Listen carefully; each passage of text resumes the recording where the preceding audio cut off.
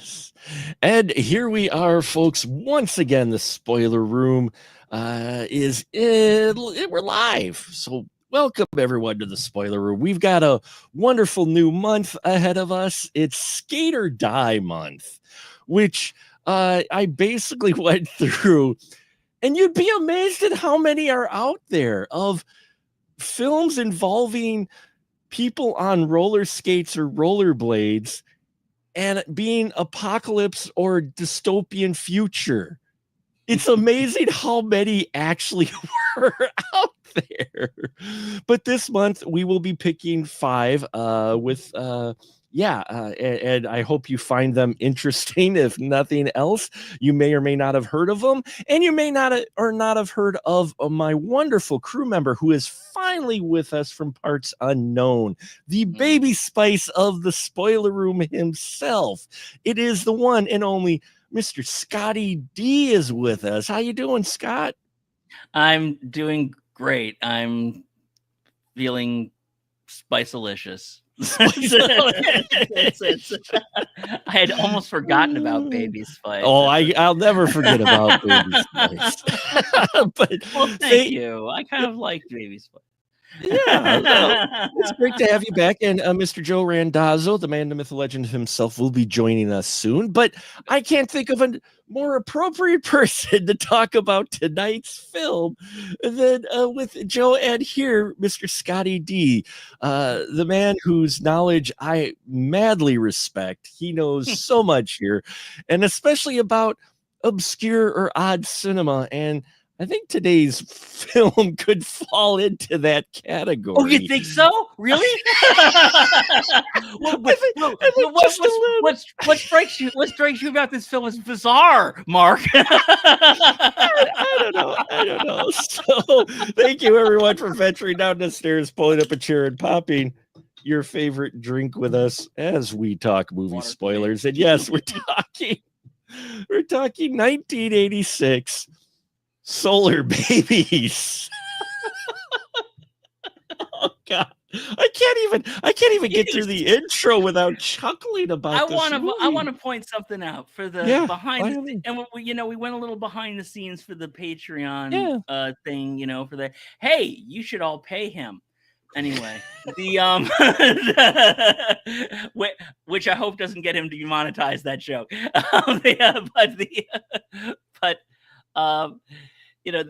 But we were going behind the scenes. Now, I was supposed to be on Jaws 2. I was, Fate intervened. I saw the movie. I did the notes. But Fate intervened, and I couldn't be on it. I was then supposed to be on Jaws 4. Again, this time technical difficulties. Fate intervened. I couldn't be on it. I saw the movie, did the notes. I had 4 pages of notes on Jaws 4. Holy crap! It's longer than the script. but I had 4 pages of notes. But again, Fate intervened. As I was writing the notes and watching Solarbabies, I thought, in the name of God, if anything happens to prevent me from meaning I am doing this to myself. It better be worth it. I will go to war with God. I mean, I made notes on this movie. By God, I'm going to be on this episode, hell or high water. Oh, my Lord. Though there's no high water here in Solarbabies because the water's being controlled by the directorate. Yeah. Did you want to give the synopsis, Scott? Well, I'll tell you how Solarbabies happened. See, here's what happened. See, around 1984, so Starlight Express was released on Broadway, and that is what ushered in the apocalypse that we are still in today. So, of course, so they were like, yeah, you got roller skates, blinky lights. That must be what the kids want. And then who's running the government today? The Roller Boys. So, Yeah, so that's my. So I'm not saying that it's the best theory. I'm just saying it's a theory. It's possible. But It's no, possible. well, I'll say this because it's such a really awful bit of world building they do here. Yeah, What? they do the worst world building here because I'm still getting information like in the last like 10 minutes of the movie.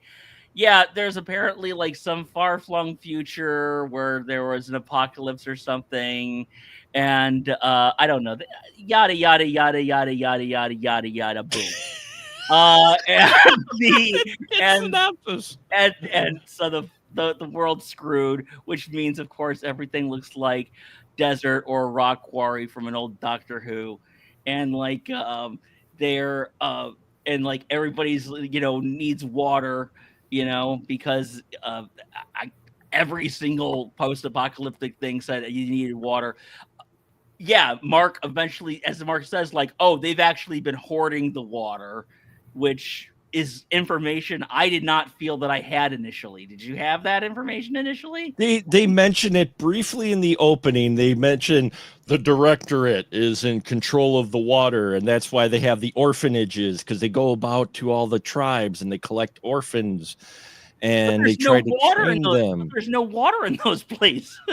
Well, there must be, because you've got a bunch of pockets of these cults, and then they bring up this object that came down from space, but they don't really revisit that at all for a little while. Well, they don't revisit a lot for a little while. They don't revisit. This movie is, oh dear God! I thought I fell asleep last night because I was tired. It turns out I fell asleep because this movie's a piece of shit. Yes. Wow. But how do you truly feel, Joe? I feel like I wasted fucking 3.5 hours of my life watching this twice in one weekend. Fair. Fair. Yeah. You thought I was gonna be the mean one about this homework. Wow, this is gonna be. I rarely give a half star to movies when I rank them on Letterboxd. I gave this one a half star. Wow. Because this was money laundering. $20 million for this shit. They could have given 20 filmmakers in 1986 $1 million each and gotten 20 movies better than this. There's a story. There is a story Scotty D shared with us. We'll get to in a bit. Since you two folks don't ask me to explain that story. Since you two really feel adamant about it, let me give it a rundown. I'll just continue real quick. I mean, it's like, because, by the way, hi, Joe. Nice to meet you, Scott. Apparently, I like you already. I like you too, buddy. You two are going to be kindred spirits for sure. But so we go into this orphanage where they have all these kids who all look like they're in their mid-20s, early 30s, but actually a lot of them are kids. I guess we just the nuclear era made us age more. But they're all there. Everybody's on skates. We don't know why, but they are. They're all on skates. All the skates have flashlights on them. They have gang battles at this orphanage at night where they're playing this sport. Outside the orphanage, remember. They're in the outside territory. Is that what they called it? Yeah. Well, they're allowed to do it inside, but they do it outside because they're asked to do it outside, and they say, okay. Well, no rules. There's no rules outside. The Scorpions tell you that. Well, yeah, the Scorpions, but you don't have to say yes. What are you gonna do? What are you gonna do? I have an idea. Scotty, they have to. They're the good guys. They have to take on the bad guys. I say we play where there's no rules. That doesn't sound fair. I don't accept that. Okay, then. I mean, what are you gonna do?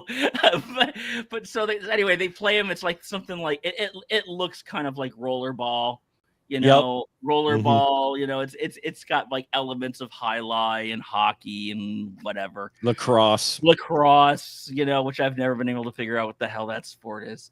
But and then there's also a orb that comes down from the sky and is like an alien orb that shows these kids. You know what? I'm pissed off about this movie. You take it over, Mark. All right. I'm pissed Here off we just go. thinking about So it. we got a group of our good guys who are orphans who work at one of these many orphanages where they just spend their day digging dirt for whatever reason, earning their way to be part of the directorate to where they can get water, I guess. Anyway, we have this group of good guys who seem to go out at night off site to battle the group of bad guys who happen to be sponsored by the prepare yourself e-cops, the eco cops, basically. Yeah. And so, you know, you've got your one group that is funded by the dystopian government and the other group that is a band of your misfits.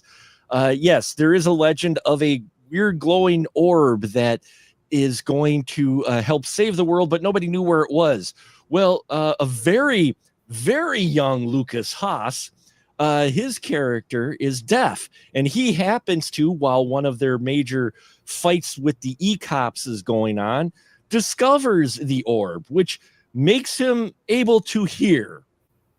So it heals him. So this is a magical, powerful orb. He hides it. He shows his buddies. They all kumbaya around it, and suddenly they can talk to it. And yeah, you have the general who is looking for the orb, apparently, and he bothers the guy who did the frog legs in Muppets. No, just kidding. Charles Durning plays the warden who allows these misfit kids to, run around. And eventually there's a guy with an owl who is mystical. He's one of the orphans, and he steals the orb. He's not necessary, by the way. And he serves no purpose. He does not need to be in this movie. He serves really no purpose whatsoever, but he ends up stealing the orb, which makes Lucas Haas's character go find the Daniel, go find the orb, which then sends the rest of the group to go find Daniel. So they, mad chase into the desert looking for all of this. Meanwhile, we have 1/3 of the bad guys from Superman 2 who's running a device that apparently has so much gravity power it can pull down the moon or something. I'm not sure. It's Sarah Douglas playing Chandra. Oh yeah, it can hold a comet. It can hold a comet. That's right. It can hold a comet. Right. So, and also in the future, women are going to be wearing those terrible shoulder pads from the 80s, apparently. Yeah, well, that's only the directorate people. Everybody else is dressed like cast off wardrobe from Flashdance. The guys and girls. The guys and girls are all wearing shirts and such that look like they needed to be laundried that they were stole from Flashdance. So anyway, they go out to the desert. They find the one guy with the owl. They find the orb. Orb gets stolen by bad e-cops, and then our Solarbabies. That's what they call their team. We don't know why they're called. They're called that. They go out and they go to try to find the orb because it talks to them. And yeah, they go rescue the orb to help save the world from to make it rain, basically. That's the best. See, you were doing good there for a bit. This is one of those movies that the more you think about it, the less you like it. But as I was going on, I'm like, okay, and then, oh man, and I'm trying to say I have a way to convey this, and as I'm trying to convey it, I'm getting more confused and more angry. Yeah, that's the thing. Do not think. If the moment you start having a thought while watching this movie, suppress it, because you will not like this movie the more you think about it.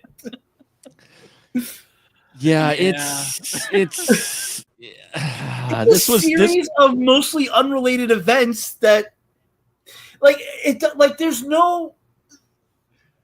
there's absolutely no world. There's no cohesion to the world they build. None whatsoever. for films. And the thing is, there are plenty of examples, especially in the sci-fi 80s, because the 80s was like a golden like a resurgence of science fiction. After Star Wars, everybody was making sci-fi.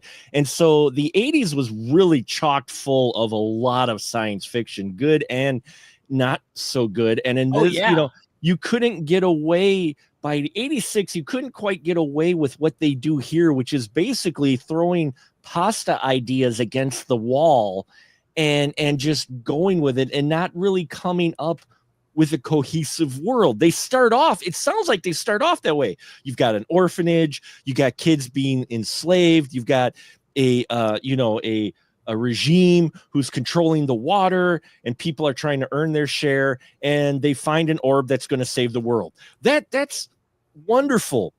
That it diverges from like within 20 minutes. I'll bet. You also basically have the orb is Jesus. Let's just lay that out. Yeah, it's a Jesus orb. Yeah. Jesus orb. Okay, yeah, I'll give you that. Yep. You got the groups. Also the name of my new techno project. But go ahead. you have the group of kids wandering the desert for how many days? I don't know if they ever said it. They didn't say it, but they didn't say it. But I'm like, this is, God, what else? Because this movie is just so much. Well, you've got your tribes. You've got your story of apparently the eco warriors who were like one with nature and drove horses, being dominated by those with technology. Apparently, which is horribly conveyed. They kind of try to convey it in like a classroom, and then they try to convey it in some hieroglyphics. And I think there might have been something in that voiceover, but it's just, it all comes off as so uneven, such gobbledygook. It's like, it seems like all separate stuff. That we actually visit 2 camps outside the orphanage zone in this film, and we probably spend less than 5 minutes in each of them. Well, actually 3. You spend 3 camps, because you've got the whatever it is that our guy Darstar belongs to, the tribe that he belongs to, that he discovers. Then you have the tire town. Oh my God, I forgot about the tire town. You're right. Tire town. And then you have the eco warriors who've decided to just hold up because they got themselves an underwater spring, and they're like, fuck the rest of the world. We're just going to camp out here with our water. Screw and you there's guys.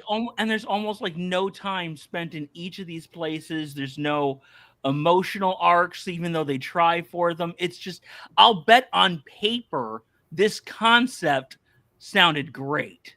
Looked great. Like, this is the concept of the script like a 1-page, outline. Like, oh yeah, I can see that.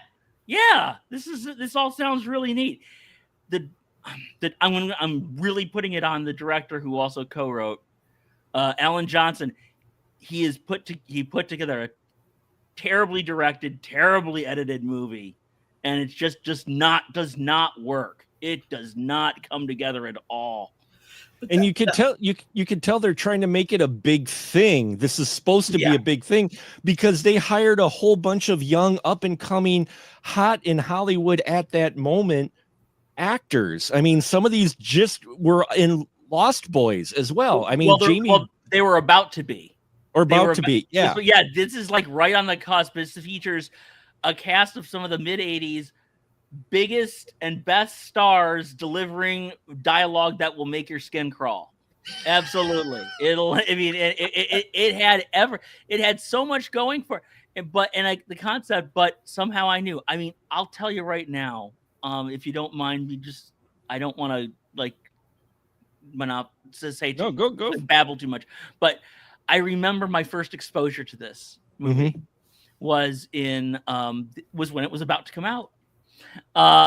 Most kids, they collected stuff, and they had cool interests. I was a subscriber to Isaac Asimov's science fiction magazine, and where they had like all the short fiction and stuff in it.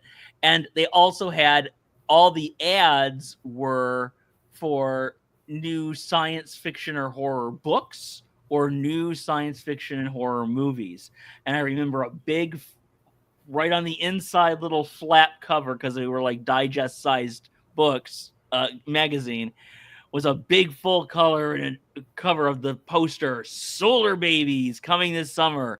And I remember being like something like 10 or 11 years old, when, seeing that initial thing and just saying, this is going to be terrible. And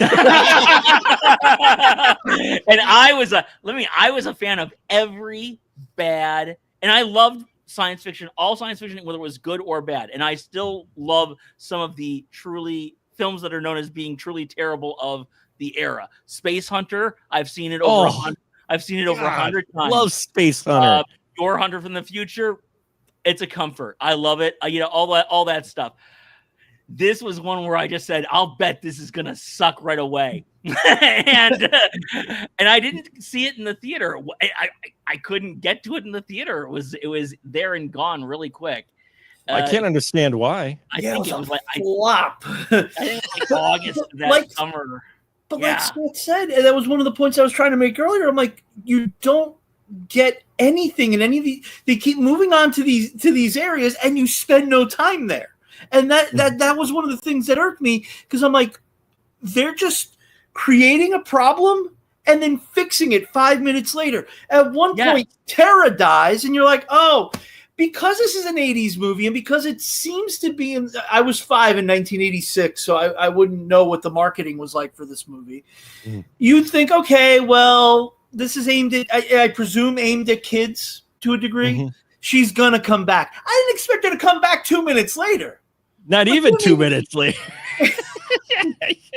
And also, I think this is also you brought up a great point, being marketed to kids. I think one of the things that killed it is that it wanted to be marketed to kids. And today we would recognize this as marketed to kids, even with its rating. In 1986, a PG-13 rating meant a lot different than it does now. Yeah. I'd say those first 5 years, between the first movie, Red Dawn, and then I'd say until the release of, say, Batman in 89 is usually my thing, is when PG-13 was still in its real infancy. And there was stuff that was getting rated PG-13 that would be PG today. And then there was stuff that was getting rated PG-13 that would be R today. And a lot of things were treated like that. Like Red Dawn is incredibly violent. Woman in Red features full frontal nudity. Dreamscape was pretty hardcore. Yeah. And that was around within a couple years of the same era. I think that it was that too. But I mean, I just remember looking at the thing and saying, Solarbabies, what a horrible title. And yeah, Joe, you're absolutely, I mean, it's just, they did all this whole thing to create to have this story that takes place in this world. And it's they expected that the world would get filled out on the edges or something. And it just doesn't. Or that your mind was going to make up for it in some way. You were going to imagine something. I'm not the one who's getting millions of dollars for this. That's the thing. People did, and I want to know where that money went. I'm the one who paid for this.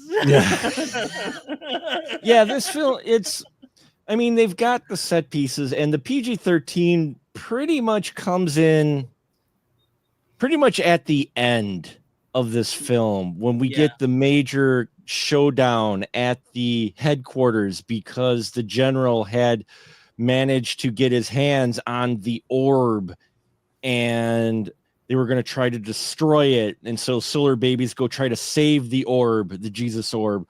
And while in there, there's this robot that's trying to drill into the orb that can't do anything to it. And they just don't understand why they can't destroy this orb. I'm sorry. You mean the Terminax or robot that has been specifically programmed to find new ways to torture and to enjoy what it does. It is a programmed to be sadistic torture robot, and it apparently does not care what its target is. No, because at one point he ends up going in a struggle. Our commander ends up getting caught by the droid, which gets easily blinded. I mean, they needed to get their money back on it. It gets easily blinded by the Solarbabies as they rollerblade themselves into this headquarters to steal the orb. And then he crushes. And so it's pretty much the end, I think, where the PG-13 comes in, because up until then, it's like nothing else really happens to where you're like, the torture, I would say. It's just the torture. Well, there is the torture scene. There is a torture scene. So one of the Scorpions, the guys who are, the guy from Critters. The guy from Critters, yeah.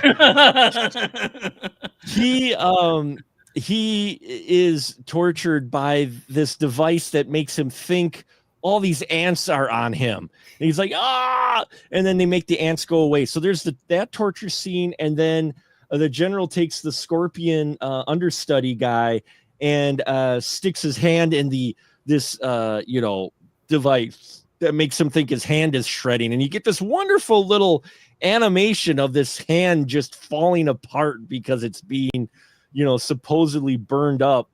And so that's probably where the PG-13 comes in, is the torture scenes, which don't last too long. Yeah, it's not as bad as like a Red Dawn or something, but I think it came off in that same era where today, if a parent sees a PG-13 rating, they just go, yeah.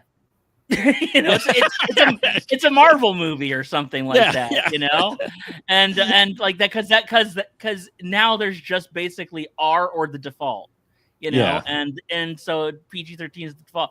Back then, like if Mom, can I go? First of all, no one said, Mom, can I go see Solarbabies? No one said it. Ever said it. No one ever said it. No one said, Mom, can I see Solarbabies? Never mind. I was just about to say the dumbest thing a child ever said. No one says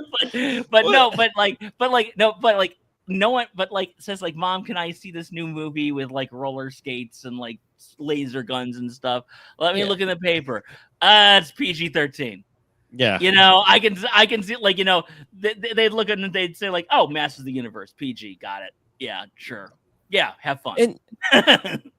And with the cast you have in here, it being PG-13, those who may have gone in there thinking they might see something they don't end up getting to see because of PG-13, well, that's their own fault. I'm wondering if this was marketed to teenage girls in a way, because these were a lot of the heartthrob guys from that. Except for, and then Jamie Gertz is among them, but yeah. I mean, I don't think 21 Jump Street had started yet, but Peter DeLuise ended up becoming kind of a minor star after 21 Jump Street.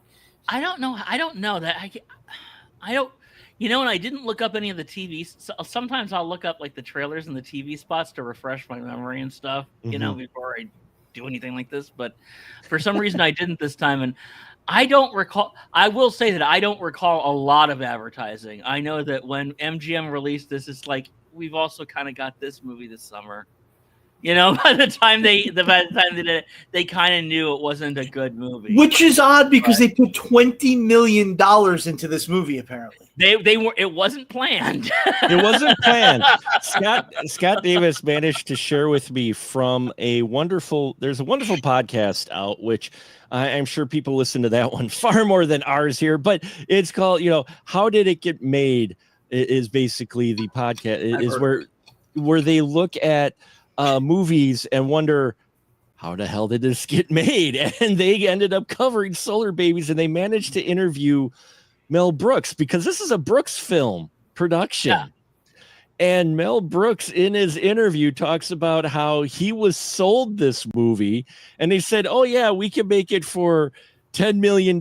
He's like, oh, well, I think it was like $5 million. Initially, it started out as $5 million, and he's looking at the screen. Well, you know what? We can swing that. So he made some personal investments. He got some personal folks. The director was a friend because he directed collaborator. Right, because Alan Johnson did direct To Be or Not to Be, Yeah, and was a choreographer. He's probably the guy behind the French Mistake and Inquisition sequences in those. Blazing Saddles and History of the World Part 1, which is amazing because those are fantastic, and this is just not. You'd think the action sequences would work, but they. Sorry, go ahead. No, and according to the interview as well, he also did the choreography for Springtime for Hitler as well for the producers. Apparently, so Alan Johnson, he was a trusted name to Brooks. He's like, hey, we've got this script, and it's only going to cost this much because they're going to make it in Spain, and then they would be able to buy the trucks and sell them back for this movie for the transports in Spain, and it's like okay. And then just as production went on, Mel Brooks, I'm not going to do his story justice. You can guys seek it out. But he goes on to say how the thing just ballooned and ballooned. And then they had rain in Spain that delayed production.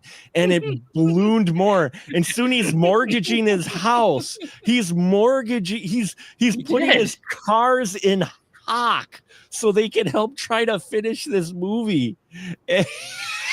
And he ended up like in major debt. This film ended up ballooning out to almost 4 times as much of what they planned it. It was a box office bomb. Brooks thought he was about to lose his shirt, and then he managed to sell it for like 14 mil to MGM. He's like, here, take it. I gotta get what I can. Yeah, but you guys are so right. This film, it's trying. And looking at the trailer, Scott, Joe, if you look at the trailer, I am wondering if they were kind of trying to sell this a little bit more to a female demographic for sci-fi. That's interesting. I wish I'd seen that now. I'm not saying sure that they did, but looking at the trailer, all the guys in all the shots have their shirts off. You've got adorable Lucas Haas in here as little brother, right? And then JB Gertz is barely in any of the promo shots, just maybe a couple, but it's mostly the guys, and it's just or clandestinely, because you couldn't do it out in the open back in the 80s, clandestinely to a gay audience. Amen. Amen. You never know. Listen, I know a lot of gays who love the Lost Boys. Okay. I have a lot of friends who love the Lost Boys. Some of them are straight people who love the Lost Boys. Some of them are gay people who love the Lost Boys. They don't all love them for the same reasons. It's those eyes of it's the eyes of Jason Patrick, which are he's dreamy. He's just dreamy, even in this one. And that's the thing is this is one of those classic. This is one of those classic sci-fi, post-apocalyptic, dystopian films where they get rationed food, they're limited in water in the orphanage, yet all of our stars are like buff model type. They are dealing with dysentery or malnutrition at all. For being a dystopian future, these folks are in buff, serious, good shape, looking good, and you're I'm not. Well, they roller skate. So. Well, they roller skate. That's true. They roller skate, which is funny because they have the roller skating, which apparently that's part of their PE in the orphanage. We don't know why, but apparently the roller skating in the orphanage is part of their physical activity program. Never mind, these kids are digging apparently in dirt for water 20 hours a day. But hey, you guys all get to roller skate in this huge Why hangar. are they digging for water if we know? Well, I don't know water what they're digging for water. I'm not sure what they're digging for. I thought it was water, but they never say. We just say just like made another hole in the dirt today. And ultimately, that's the thing. They never tell you why anything is happening. No, that's part of the problem with this movie. There's so many. It's a movie where nothing happens, yet so many things happen that are not explained. Right. And I think that's the big problem with there being any kind of cohesion in this movie. Nothing seems to connect to anything else. No, and you know what this is like? It's like you've got a TV series and you went to a thrift store and you bought the DVD because you thought it was, the whole series, but the DVD only had like one episode on it, and it was like in the middle of the season. So when you're watching it, you have no idea really who people are and what this world is, because there's like a whole half a season you've missed. That's what this feels like. This feels like a middle episode of some series where things would have been explained, but they aren't. But everything's established. Like, you should know what this stuff is. It feels like when I watched the premiere of, to date myself, I watched the premiere of Firefly on Fox on a Friday night, because I was just like, had it going on that much as a kid, We all were. I was waiting for it. I watched the premiere Friday night, and they started like with episode 3 or 4. Yep. And they started out of order, and it's like, I guess I have to figure out. It's just like you guys. It's just like you were saying there, Joe. Like, I guess I have to figure out what's going on. Why they're saying Chinese sometimes. Why there's this. Apparently, there's this conflict between that sounds like the Civil War. Yeah, I had to kind of fit, and it would, and of course they would just kind of fill it in because it would all be out of order. It does kind of make you feel like you are out of sorts in that, Yeah. This almost feels like you're watching a middle film, because. Yeah. Oh, not that we are like really campaigning for a long form miniseries or a director's cut or anything like that. Please do not let this be IP that you pick up. I second that. Do not do anything with this. Let it die. Please let it die. Let it die with let it die with the sectors. Oh, and come all the on. Come on. There's some charm here. I found some charm here. Some ridiculous okay 80s charm here. But is that actual or is that just nostalgia?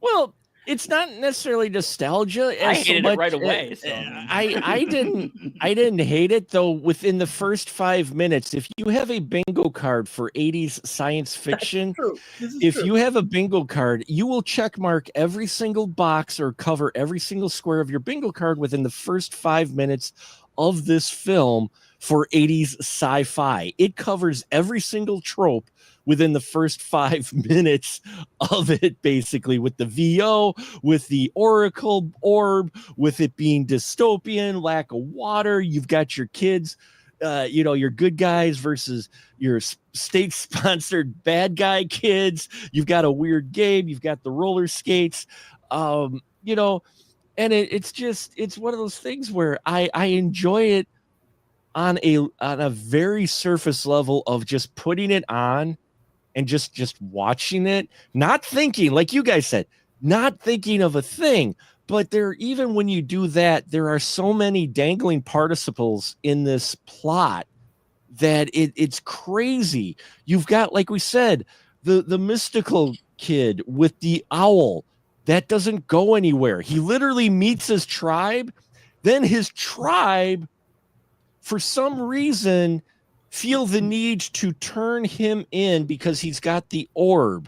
They go through this wax museum, which somehow has survived the apocalypse, but it's a wax museum that portrays various executions. Okay. And there's this old guy that lives there that's head of the tribe. Oh, God. And then the one guy decides to turn him in, but he ends up dying like the next scene. Like we hang with this character for a good few minutes. We establish he's going to turn on our guy Darstar, and he dies the very next scene, like unceremoniously even. Right back to what I was saying. Something happens, it ends immediately. Yeah. There's no tension. No, they set up the storyline of of Darstar being, betrayed. We thought, oh, okay, you're gonna have this. You're gonna have a meeting with the general guy, and he's gonna get Darstar. And no, the E-cops show up and obliterate everyone. Okay. By the way, the leader of this Nazi cop group. Yeah. Did you catch the name of it? No. Grok. Oh, that's his. Oh, that was his name, Grok. That's right. Was Elon Musk a fan of this movie?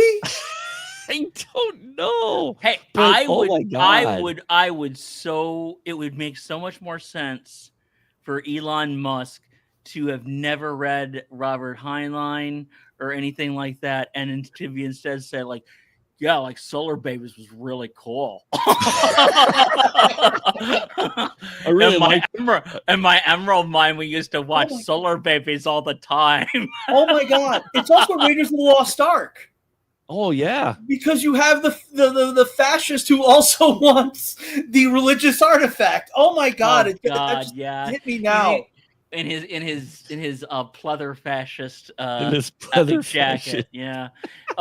Richard Jordan. Also, why the fuck are you wearing rubber in this world? Why? None of it makes sense. You're right, Joe. None of it makes sense. Richard Jordan and Sarah Douglas are giving very campy performances. Yes, and they're the only ones. Yeah, everybody else is playing this. I think they knew what the movie was going to be.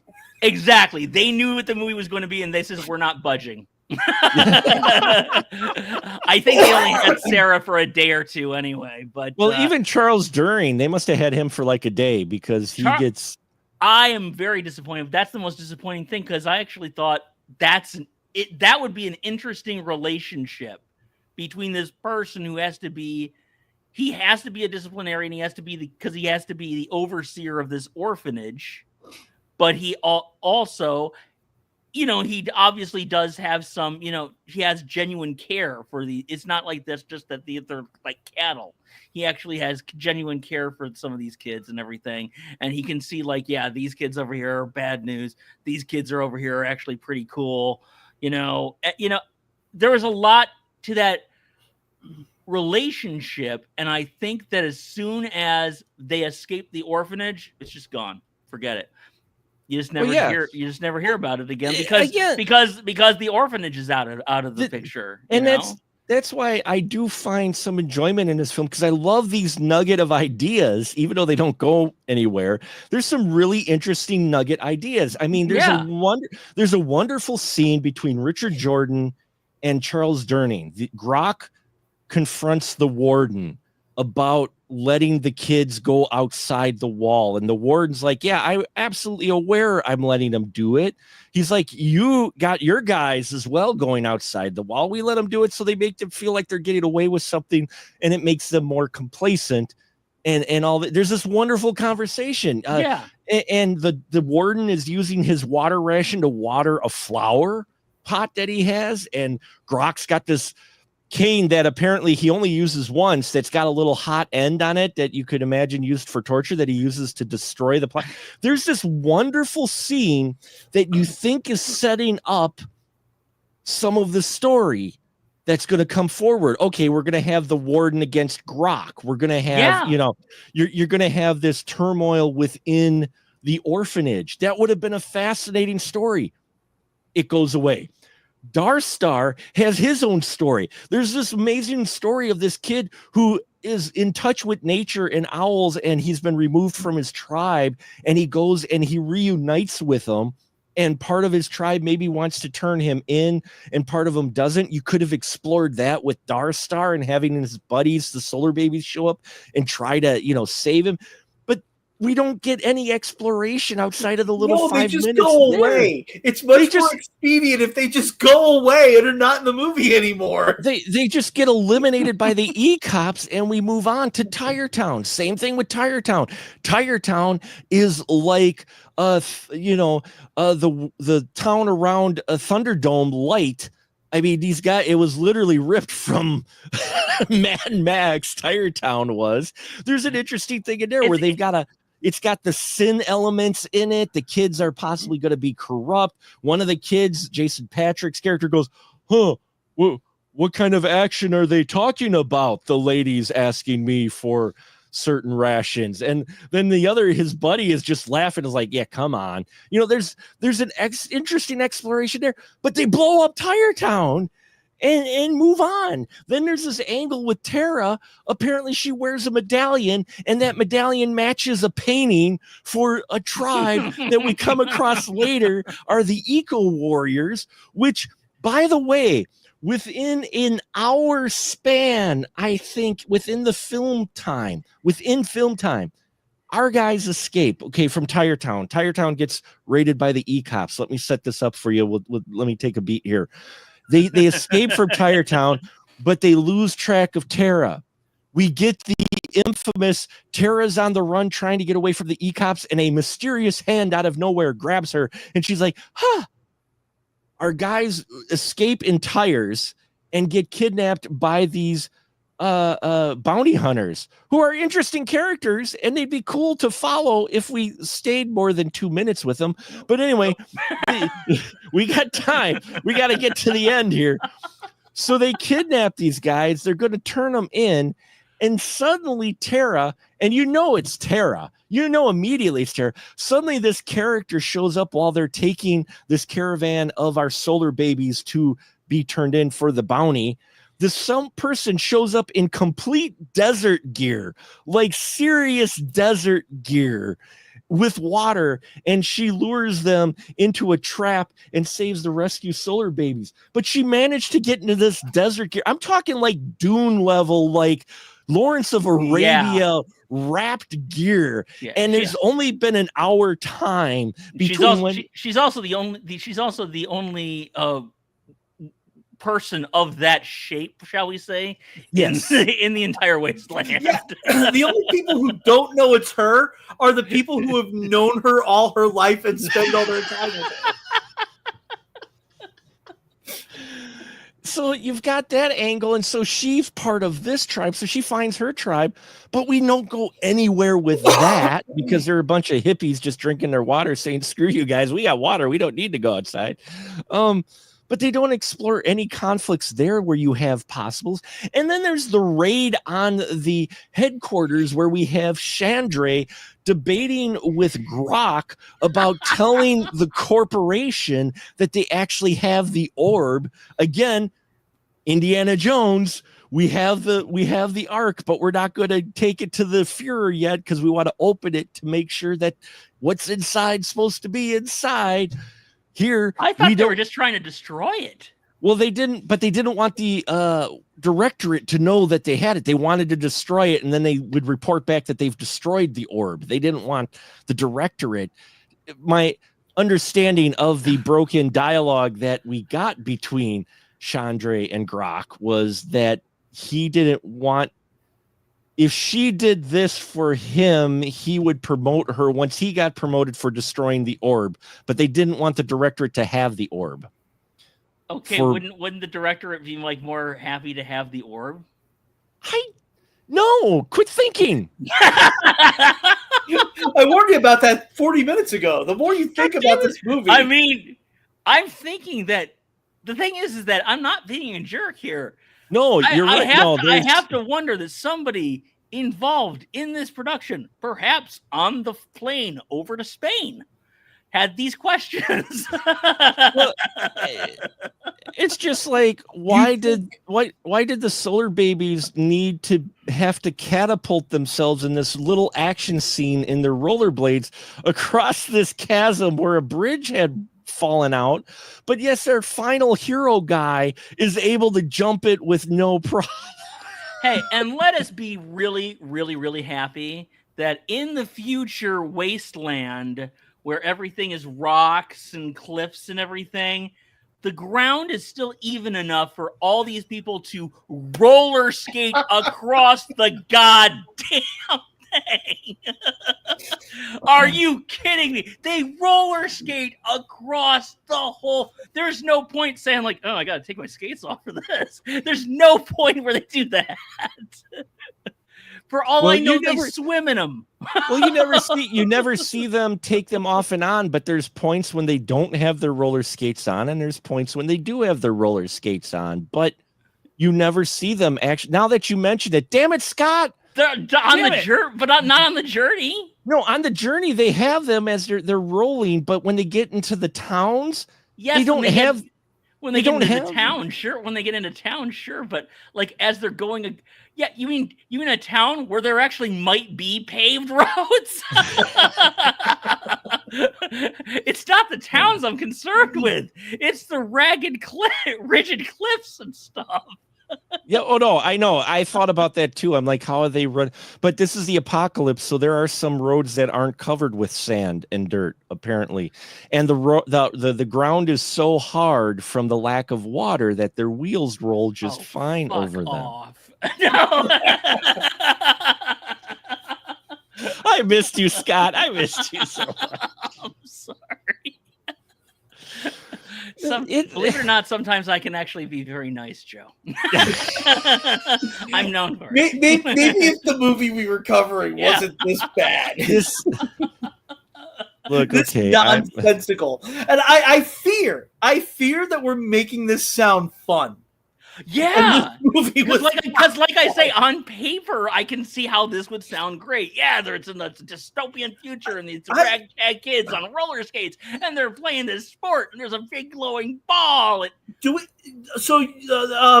How did this get made? Did a podcast on this. I've not watched this episode. Do we know the origin of this story? Because it's the way it seems to me is we have some executive who thought, hey, I got a great idea. We could take this from Raiders of the Lost Ark, this from Mad Max, this from the Old Testament, this from the New Testament, and just kind of like mold it all together. And like they never thought, like, how are we going to get from one idea to the next? I've not heard how they came across the script, just that the script was written. Yeah, how the story came together, and I can't remember much about the. There's 2 episodes. There's one of them actually doing it, and there's one where they actually get to interview Mel Brooks. And the one of the actual episode, all I remember is them, as they usually are, just trying to figure out exactly like we are, like how did this happen? And so I don't know much about how it happened from a story point, but I just know how it happened from a financial point. This sounds to me like I hear this kind of thing a lot where someone will come to me where they're like, oh, you've written movies? Well, I have an idea for a movie. And I'm like, you don't have an idea for a movie. You have a bunch of things that happen. Yes. You don't have a story. You don't have a cohesive story. You don't have, something that begins at one place, has an arc, and then, has challenges that need to be overcome and then ends here. You have 30 vignettes that you think comprise a movie. Mm-hmm. And that's what this feels like to me. It feels like whoever wrote this. I had a lot of early scripts like that. Well, I think we all do. Because I didn't know what I was doing. Yeah. Yeah. Sorry, Joe. I interrupted you, Joe. I'm sorry. Go ahead. I was done saying what I wanted to say. So, Mark. Oh, I'm sorry. Sorry. And the thing is, I want my listeners to know we seem to have a bit of a run of some bad films, and we really try to find positives. You're the one who spent a month on the Jaws franchise. Listen, you're not gonna get it with this genre, man. No, I'm not. But I'm saying, for me, I didn't hate watching it, but at the same time, it was completely background noise almost, in a way. You watch it and things happen and such, and that's about it. You just don't think when you watch this. I was watching it for its elements and its sci-fi elements and seeing how it's borrowed, and then looking up the trivia right now. I just pulled up some trivia. Everything we have said about what it borrowed from, I mentioned the hand thing, how I thought it was borrowed from Doom. From Dune. It is borrowed from Dune. This film, reading the trivia from it. First off, what we were talking about fits. All the main characters' names are from Enlightenment legends and myths from various cultures. So there's that. Apparently, the name Solarbabies refers to characters seeing themselves as children of the sun in the dry, waterless future in which they live. That never comes up. Never No, gets I conveyed. was going to say they never established that. No, Dune and Mad Max Beyond Thunderdome are influences behind the film, which we've just said, which Dune also had Richard Jordan in it, which had the hand melting scene. Oh, and what you guys were saying about Jesus Orb, if people think we're exaggerating, the end theme song to Solarbabies is Love Will Set You Free, performed and written by Smokey Robinson. What is Love Will Set You Free about? Jesus offering an invitation for Christian discipleship with direct quotes from his sermons from the Bible. Yeah, it's a gospel tune. Yeah. It's it's one of Smokey's gospel bits there. Yeah. And apparently this is practically a remake of a Hammer Films nuclear warning science fiction movie called These Are the Damned, or The Damned, from 1962. No. No. It's not. I've seen These Are the Damned. I've always that's always been on my list. So we're each having different reactions now. I'm like, oh no, I wanted to see that. And I've seen These Are the Damned. This is not. No. I knew JFK. You are no JFK. No. So what we have here is what I said. Somebody just went, I'm going to take this element and this element and this element from all these successful movies, shove them all together, and present it as something. And I'm now, was this Christian proselytizing? oh, Is that the purpose of this movie? Was to make a Christian sci-fi version film of all? Yeah, oh my God! listen, you don't know much about like what I've spent the last few years doing, but if I rewatch this movie with that in mind, I have a whole other 2-hour rant.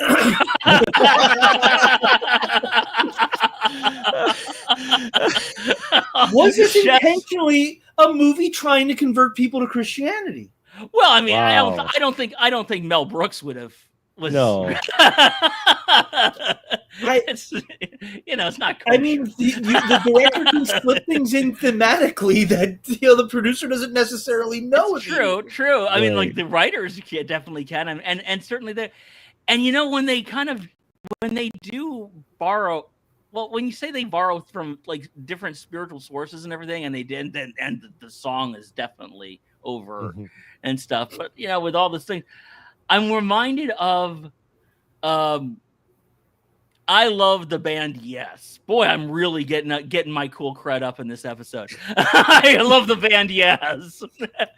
And in the 70s, they decided at their most successful and most probably pretentious, they decided we're going to do an album, a 4-sided album about the Shastic scriptures, called Tales of Topographic Oceans, where it'll be 4 tracks, one of each side. And it's this long, rambling thing that you can't make sense of and everything. And he says, literally the keyboardist says, like, I tried to read that. You can't make sense out of that. You certainly can't make a prog rock album out of it. He says, it was written, and it's like just, and so it comes off as this garbled mush. I'm reminded of what the lead singer said. He said there's a great 40-minute album in there somewhere. Unfortunately, the album's 90 minutes long. But well, and that's the thing is there's elements that you've seen before, the elements that could be original in Solarbabies, they never do anything with. And that's what's frustrating, is the fact that there are nuggets and potentials for this to actually be something, to actually even say something, but it says nothing. And at the end, we get a silhouette version of everybody stripping down and diving into the water. And I'm sitting there going, okay, 5, 6 guys, and Tara, and they're all just happy-go-lucky in the water, getting baptized. Now that you mentioned the religious, thank you. You've just taken you guys have taken this movie to a different realm for me, Joe. Jesus, oh my God. The baptism, the water from the thunder, which is a thunderstorm. I'm gonna have to contact the God Awful Movies people about this. And at the very end, while the Smokey Robinson music is playing, they take off their clothes and they dive into the water that came from the cloud that was created by the Jesus orb. Dear God, Joe, what the hell have you done to us? And like lessons in there. There's like a line about when he gets into the water. Ooh, finally I'm clean. Like, yeah, that's right. That's Louise in the beginning of the movie when it's the first time it rains indoors. They feel clean. Not only that, when it first, because folks, when I've been trained for this. We've got Daniel. We've got Daniel Lucas Haas, who's trying to hide the orb because it's talking to him and he can hear now. Healing Jesus orb. Yeah, well, that was that one I neglected to mention, but that was the obvious one. That's Jesus healing. So then they find the orb, and the orb transfers this energy to one, and suddenly, I'm not kidding, folks, they get into this kumbaya type circle, and suddenly they have an understanding of things, and then it rains inside in the room they're in, and not just rain. There's a little thunder too. It's raining, and they're like. All of a sudden, like you said, also Jason Patrick's character, Jason says, I feel finally clean. And suddenly they're reinvigorated and they're energized. Oh my God. And they're on. This works. Like wow. Oh no. Wow. And this is that's my high note. I'm out. God damn. Joe's just like a bomb thrower, man. Just like... Wow. Oh my God. Look, this is real-time cringe you're seeing. I went to Catholic grammar school, Catholic high school, Catholic college. Ooh. I can spot their propaganda when it's out when it's overt like this. Good but very religious parents, so lots of church. 4 years of evangelical schooling. Oh boy. Yes, that's why I said you two are kindred spirits, literally. Within the last 5 years, of complete deconstruction. Can we? And I know we're going a little long, but we have an odd dynamic between our group too, because let's face it, our diverse group has a representation of each type of nationality in it, just about. Oh, well, almost, but it has an avatar for those things. But we have a character named Metron, who is the guy out of all of them who seems to be the naysayer. And at one point, again, interesting idea, doesn't go anywhere. They drop a line at one point that says that he's part of the corporate, and oh yeah, you're almost guaranteed a spot in the directorate, so they're not listening to him, or something to that effect. Like, out of all of the group of Solarbabies, he's like the rich kid, or the kid that, you know, will be going to work for the directorate while the rest of them don't. And it's implied because throughout the various one page of dialogue total that character has in this entire movie, and I'm being generous, everything he says is like, well, maybe we should just turn ourselves in, or maybe we should just do this, or maybe, and everybody looks at him like, yeah, okay, you corporate shill. But they don't say it till the one scene just before Tire Town gets raided. He's a science guy too. And he's the science guy too. Yeah, he's the skeptic. Yeah, so he's the skeptic. Holy shit! God.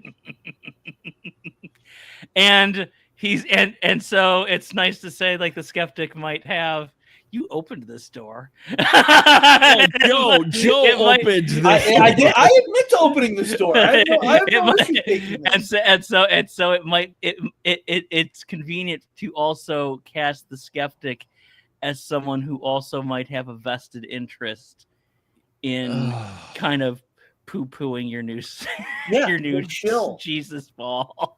The shill. Oh, you must be a paid shill. You don't believe what we believe. You must be a paid shill. Well, yeah, and then Mark just looks.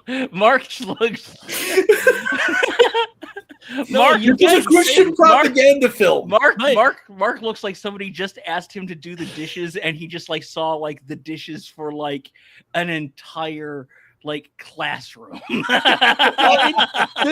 It's one of those things where a little over an hour, and it.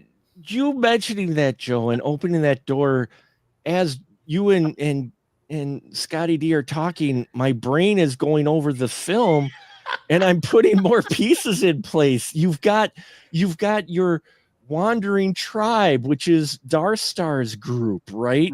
But he gets betrayed by one person.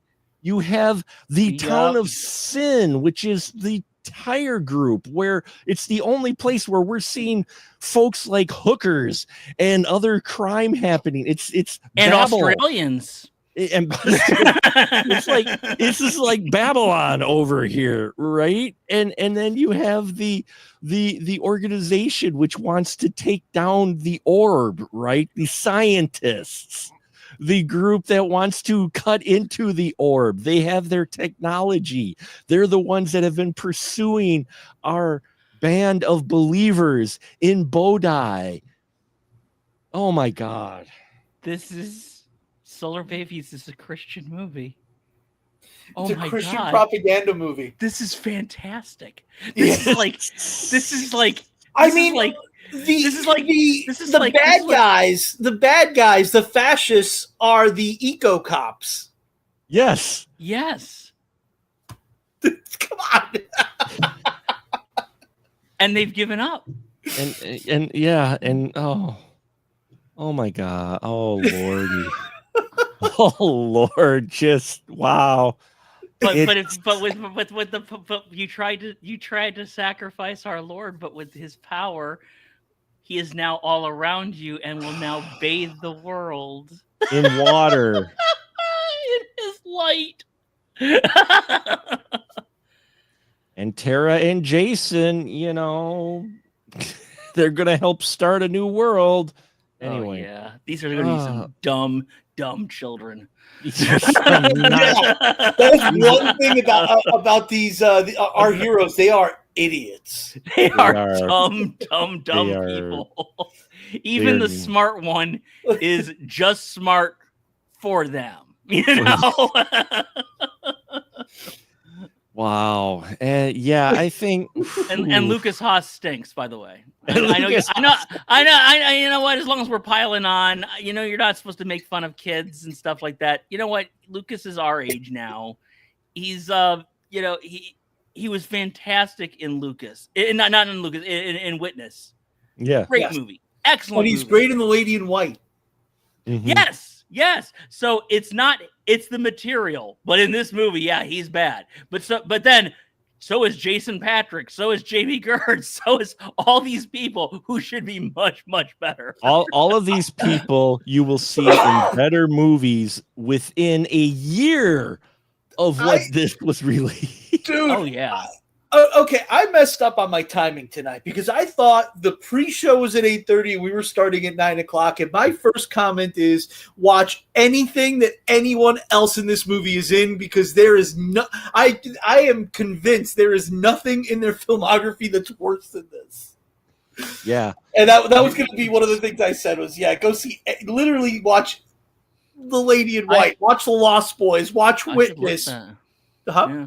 That's a good challenge. I'm going to have to do that now. See if you can find something worse than any of their filmography. What's worse, this or Speed 2? I think this is worse than Speed 2. This is worse than Speed 2 because Speed 2 had a linear thought. Even though it was a simple thought, it had a linear A, B, C. I knew they were on a boat. I knew that they weren't also all of a sudden going to be in town or something. I mean, but again, too, it's not like, Jamie Gertz is gonna ever listen to this. She's sitting in her very large mansion. So she's done great work. They've all done great work. Yeah, but she's done other great work. She was in Lost Boys. I mean, she made an appearance in Twisters, but I like Jamie Gertz in so much of her other stuff other than this. All the kids aren't playing characters either. We don't have characters. I mean, she literally the next year not only did Lost Boys, but Less Than Fucking Zero. Yeah. Oh, yeah. I mean, these kids all blew up. They blew up like right around this time. That is one thing this movie got right, was casting all the right people. Yeah. Yes. Yeah. Whoever the casting director was for this movie, they were awesome. whoever decided to pick this cast, everybody in here, it's a talented group. So it's not that this movie is weak in talent and they're phoning it. They're all doing their best. This boils down to ye old Alfred Hitchcock. What are the three things that are important to a film? Story, and story. We mentioned it on our Jaws episodes, and it still applies here. They don't have a solid script, and it shows. And when you don't have a solid script, you don't have a solid backbone, it doesn't matter how much talent you throw in front of the camera, even how much money, which this thing went over budget, and you look at it going, where the hell did that $20 million go? It went over budget, but you can have all these elements. But if you don't have a story that's coherent, even, it doesn't matter what else you have in the film. I was just going to say, it's not even the script. It's the story itself doesn't have a It's the story. It's not even a screenplay. If you have a bad story, you can't turn it into a great screenplay. Right. Well, as Joe said, you were saying before, I mean, it's not like they have a story. It's like they have stuff. Yeah. They have elements. They have this, things that happen. But none of it comes together. And that's like in the order of events. That's in how they build the world and stuff. They don't have any clear way to really convey the information of what they're calling a story is, There's no feeling of weight. There's absolutely no arc to any of our characters. There's absolutely no movement of anything. You literally could cut out you could literally cut it from where they leave the orphanage to where the bad guys get their hands on the orb forward, and cut out a whole hour of this film and not miss a damn thing. Yeah. There are all these very quickly solved things, like Joe was saying. Yeah, where this Solarbabies may have found a great home? Quibi. Remember Quibi? that would have been like the 2 seconds that was on. Yes. Like 5 minutes, like boop boop boop boop boop. Like that's solved. That's solved. That's solved. That's solved. Yeah, you're right. So you wouldn't have any better idea of what the world is, but we get that. So to prepare yourselves, folks, yes, the movies we will be looking at this month aren't they aren't going to be Solarbabies, okay? They aren't necessarily, but hey, we got a kitty. Yeah, we got a kitty. Yay! This is Casper, ladies and gentlemen. Hi, Casper. He's upset now. He was trying to just subtly let me know that it's time for his snacks, but we're gonna. But no, I'm grabbing him because he's being a bit of a turd, so I wanted to embarrass him in front of everybody. Psychological games with your cat. So Solarbabies. I kind of wanted to kick it off with this one anyway, because I've seen it once before rewatching it here. It's not a great film by any means. Ideas, potential. Oh, you have worse movies coming. Never goes anywhere. Oh, Donald G. Jackson coming for 2 fucking weeks. No kidding. That's what I'm saying. He didn't know those were sequels.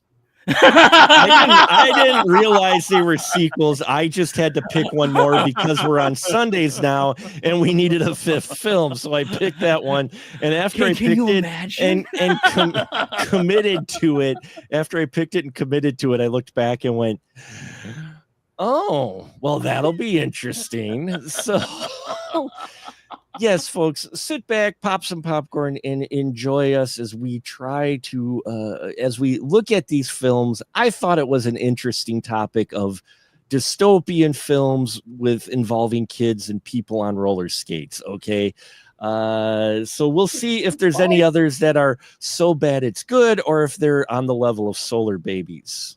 If there's some of them that I do remember seeing, I think they're not level of Solarbabies, but they'll have their issues. But we hope you stick with us for sure. We may run afoul of Scott Shaw. We may, but he is notorious for getting reviews pulled down if they're negative. Well, that's not very zen of him.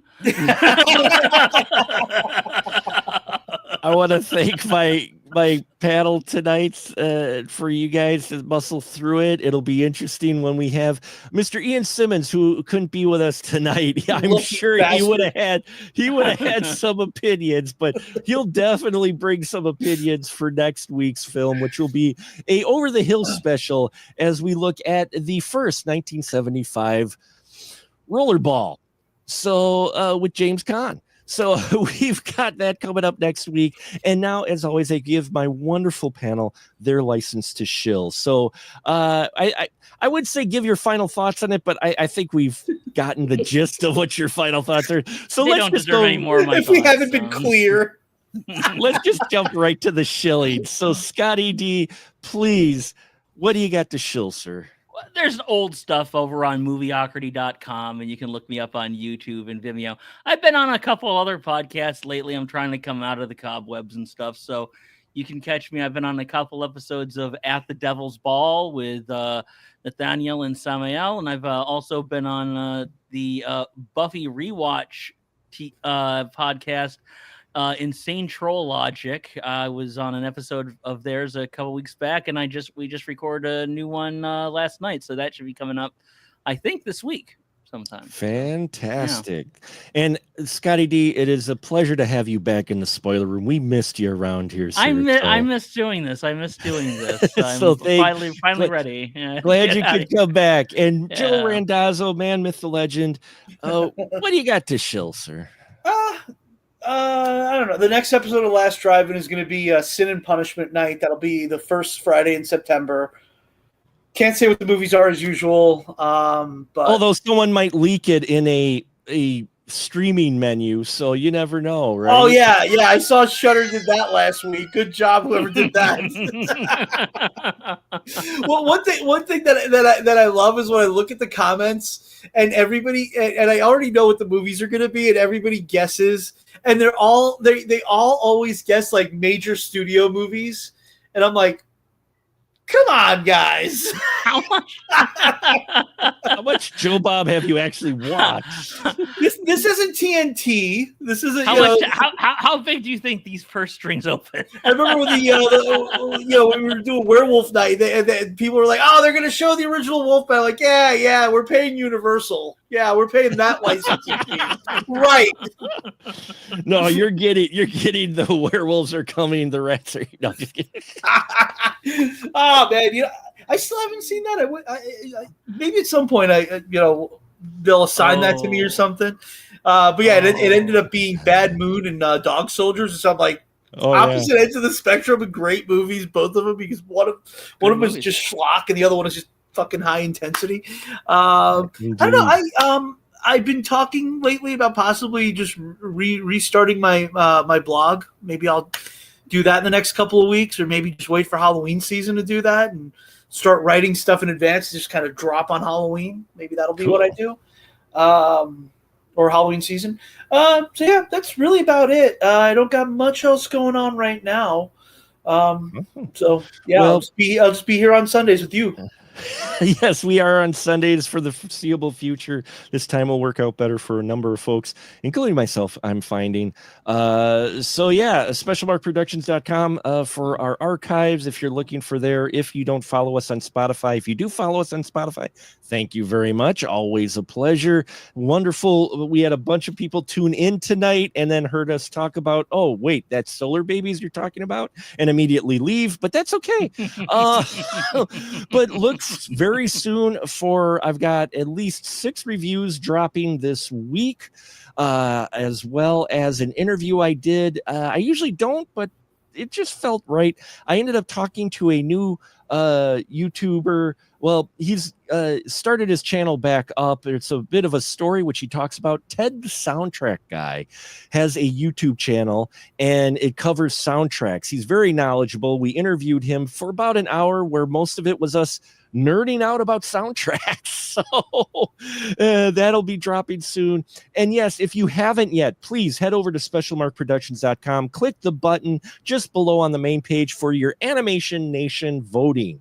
Yes, next year in 2026, our special series will be Animation Nation. We'll be looking at 12 animated films that you vote on. And the voting has been very interesting so far, the results that we've got. Should be fun to see how this plays out. Poll will be open till November. And vote for Evil Tunes. Yes. Joe is making an argument for Evil Tunes. Well, so, apparently he said one person voted for it. I'm like, oh, me then, because I'm the one who voted for it. I thought I already voted for Evil Tunes. I didn't vote for Evil. Oh, maybe this was before. It might have been before I tallied his vote. I'm gonna two go votes for Evil Tunes. That's one of my favorite movies. So yeah, a movie that starts with David Carradine hanging himself. Yeah. The jokes write themselves. So yeah, one of Madison's only legitimate, starting for starting or starring role. I got Monique Gabrielle's in there. Yeah. So far, I only got 1 vote for Evil Tunes, so I'm not sure how that happened. But okay, I'll check it out and see.